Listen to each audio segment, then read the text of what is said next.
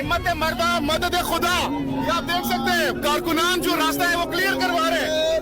Containers बहुत ज्यादा है यहाँ पर, लेकिन आम बात यह है कि जो कारकुनान है वो रास्तों को क्लियर कर रहे हैं। ये आप देख सकते हैं मरवा साहब की गाड़ी इस वक्त इस कंटेनर्स के बीच में गाड़ी निकाल रहे हैं। ये आप देख सकते हैं कारकुनान जो है वो आगे बढ़ रहे हैं। बहुत ज्यादा चार्ज क्राउड है यहाँ पर।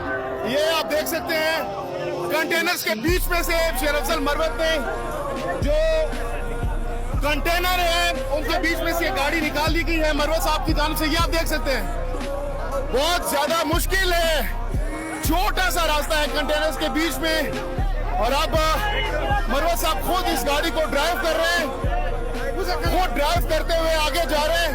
और ये आप देख सकते हैं एक तरफ भी कंटेनर, दूसरी तरफ भी कंटेनर, साइड्स पर